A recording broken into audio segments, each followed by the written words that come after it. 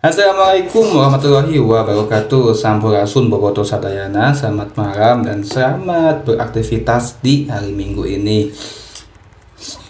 Kemarin saya tidak buat nggak ngupload video di YouTube ini, dan juga agak telat ya, artinya karena ada pekerjaan, dan ini kebetulan juga hari Minggu malam. Mumpung sedang santai aja, kita bahas mengenai Persib Bandung. Nah, kemarin kita habis saja melakoni laga yang sangat gengsi dan big match ya, super big match di Indonesia yang biasa disebut El Clasico melawan Persija Jakarta. Dan saya melihat full secara keseluruhan jalannya pertandingan, karena saya ada nonton di kantor. Artinya teman saya siaran juga membahas pertandingan tersebut, saya hanya ikut nonton aja. Saya melihat kemarin pertandingan sangat seru sekali. Mungkin teman-teman juga, teman-teman Boboto merasakan sangat seru. Dan di sini, di pertandingan tersebut, saya melihat Persib Bandung bermain sangat tanpa beban, artinya sangat terbuka, tanpa beban, tidak ada demam panggung, walaupun bermain di hadapan puluhan ribu dari Jackmania. Sebetulnya sih pertandingan sangat menarik ya teman-teman semua, karena saya melihat di sini Persib Bandung bermain betul-betul, saya melihat sangat menguasai jalannya pertandingan, apalagi ketika di babak pertama.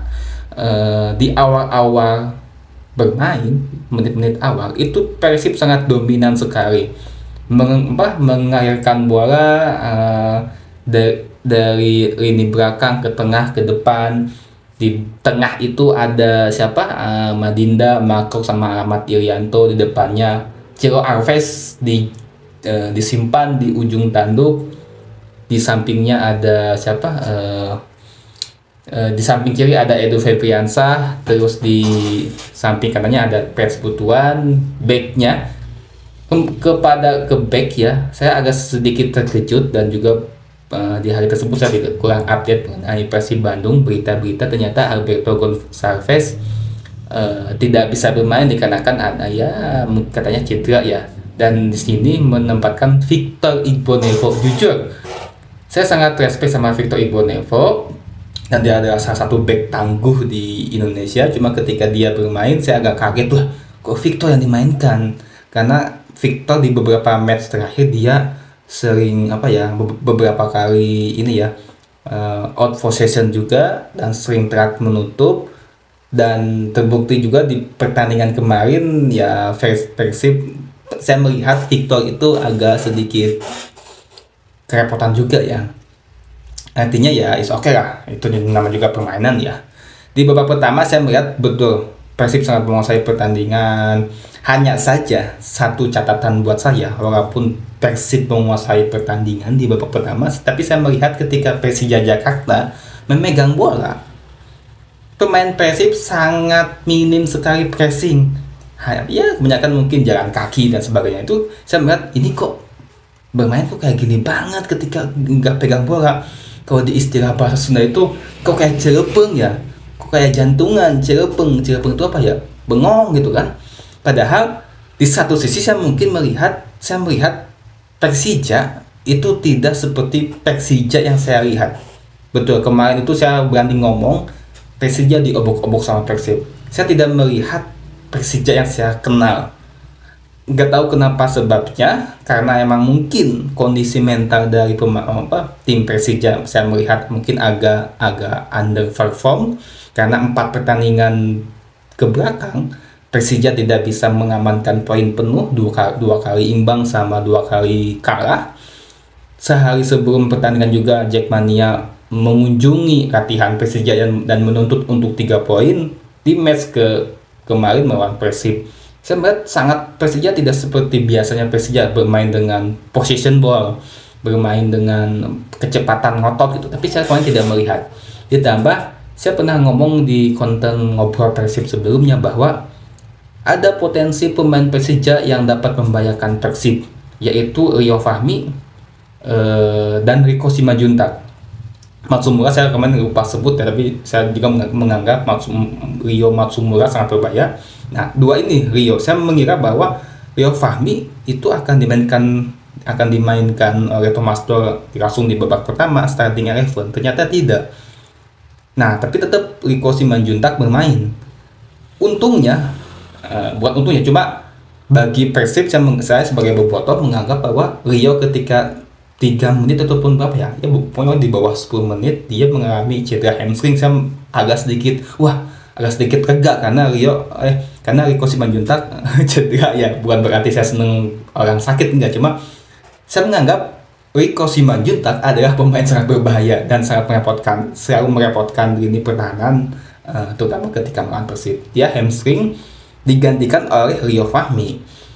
Ketika saya melihat Rio Fahmi tidak dimainkan di starting lineup, saya menganggap bahwa ini pemain akan bermain di babak kedua, akan mengubah suasana permainan Persija. Tapi ternyata saya melihat tidak sesuai dengan prediksi ataupun skema Thomas Doll. Akhirnya mau tidak mau ketika Rico cedera dimasukkanlah Rio Fahmi, dan terbukti Rio Fahmi sangat berbahaya. Dia selalu memberikan tekanan terhadap sisi kanan Persib ya, memberikan tekanan dan beberapa kali dia merepotkan pertahanan Persib, dan terbukti ini pemain sangat luar biasa sekali. Padahal ini pemain ketika awal-awal sangat betul-betul dikritik oleh Jermania ya.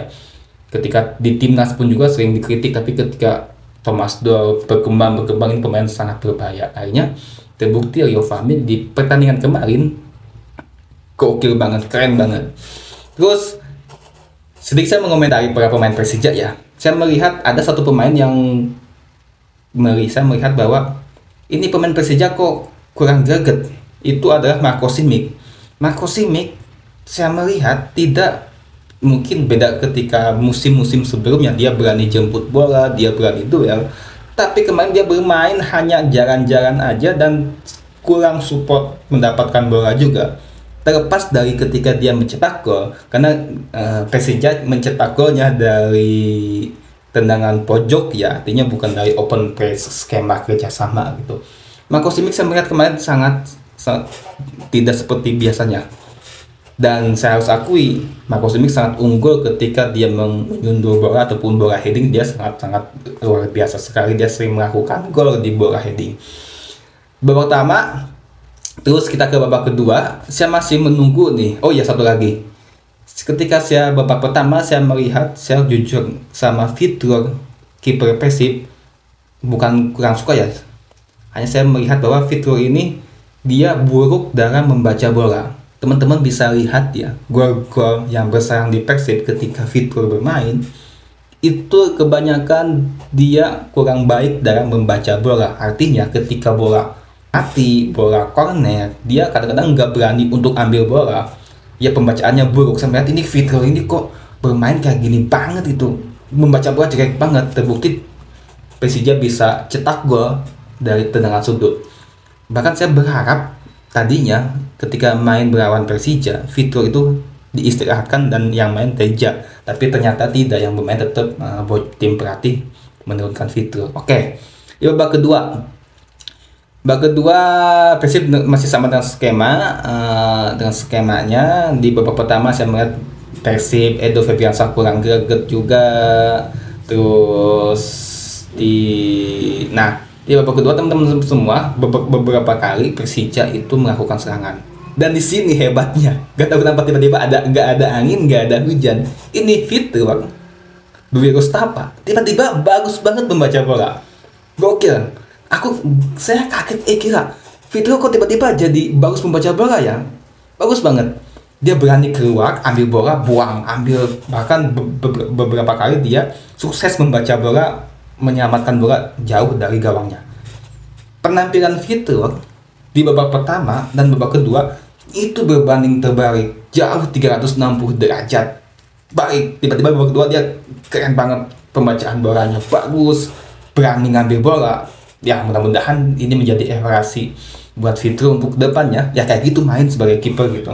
Hanya saja. Oke, teman-teman semua lanjut ya.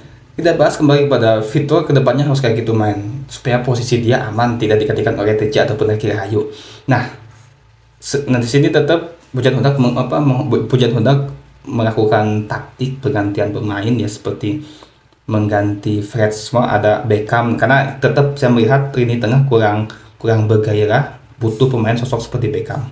Beckham main jadilah Beckham selalu memberikan umpan-umpan bagus, memberikan pergerakan bagus, bahkan dia juga sering dilanggar oleh pemain Persija akibat pergerakannya.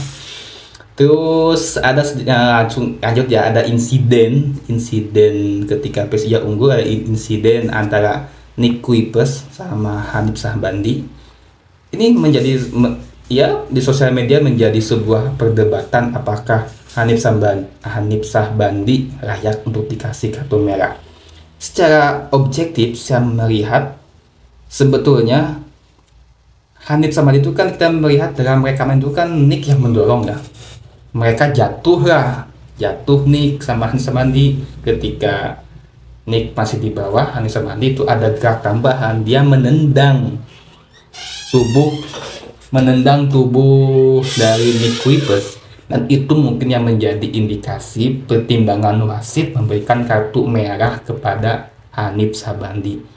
Dan itu sebetulnya layak. Hanya saja menjadi perdebatan di sini ketika sebelum kejadian tersebut Nick juga saling dorong-mendorong sampai bajunya sobek ya. Ya kembali lagi itu menjadi sebuah keputusan wasit. Bagaimanapun kadang-kadang wasit kita kan kosong ya isinya, itu kadang-kadang ngaco gitu, tapi ya itulah kembali kepada nanti ada evaluasi buat wasit juga. Nah, ketika dikasih kartu merah, Persija bermain dengan 10 pemain. Di sini Bojan Hodak membuat suatu perjudian, dia berani memasukkan tipikal pemain-pemain menyerang. Rian Kurnia dimainkan, terus Rian Kurnia dimainkan, terus David Da Silva. Nah, di sini Bojan Hodak pernah mengatakan bahwa kemungkinan David Da Silva akan dimainkan 10-20 menit karena dia baru pulih dari cedera. Ternyata dia dimainkan di menit bawah 80 ya. Setelah Persija bermain 10 pemain, dan itu sangat terbukti. Kita lihat ketika Persija bermain 10 pemain, Persib habis-habisan menggempur, mengobok-obok Persija.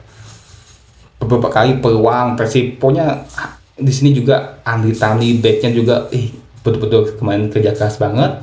Dan proses golnya Persib sangat betul-betul dari kerjasama dari Madinda, terus Ejra kasih backir, Kok tiba-tiba datang, Kok menyisir sisi kanan, dikasih umpan ke David Da Silva, akhirnya gol. Setiap peluang Persib sepanjang pertandingan itu ternyata tidak ada tipe pemain goal getter. Sedangkan tipe pemain goal getter di Persib hanya ada David Da Silva. Kita bisa lihat ada peluang di depan gawang ketika David Da Silva masuk, tanpa ampun David Da Silva masukin gol di menit 84, dan dia selebrasi buka baju ya, emosional banget. Artinya apa?